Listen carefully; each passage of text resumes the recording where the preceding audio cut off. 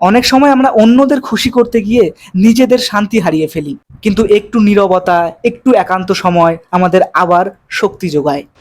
আজকে আমি যে বইটি পড়ছি সেই বইয়ের লেখক একটি সুন্দর কথা বলেছেন। তিনি বলেন, মাঝে মাঝে নিজেকে নতুন করে গুছিয়ে নেওয়ার জন্য মুহূর্তের জন্য হলেও নিজেকে পৃথিবী থেকে বিচ্ছিন্ন করে নিতে হয়।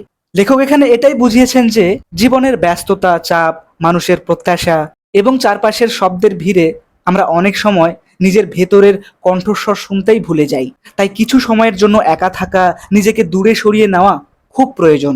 এই বিচ্ছিন্নতা মানে পৃথিবীকে ঘৃণা করা নয়, বরং নিজের মনকে শান্ত করার একটি উপায়। যখন মানুষ কিছু সময় একা কাটায় তখন সে নিজের ভুল, অনুভূতি, স্বপ্ন এবং জীবনের লক্ষ্যগুলো নতুনভাবে ভাবতে পারে।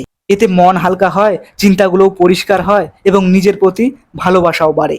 অনেক সময় আমরা অন্যদের খুশি করতে গিয়ে নিজেদের শান্তি হারিয়ে ফেলি, কিন্তু একটু নীরবতা, একটু একান্ত সময় আমাদের আবার শক্তি যোগায়। ঠিক যেমন ঝড়ের পর প্রকৃতি শান্ত হয়ে ওঠে, তেমনি মানুষও কিছু সময় নিজেকে গুছিয়ে নেওয়ার সময় পেলে নতুন উদ্যমে জীবনে ফিরে আসতে পারে। তাই মাঝে মাঝে নিজেকে সময় দেওয়াটা দুর্বলতা নয়, বরং এটি মানসিক সুস্থতার একটি গুরুত্বপূর্ণ অংশ।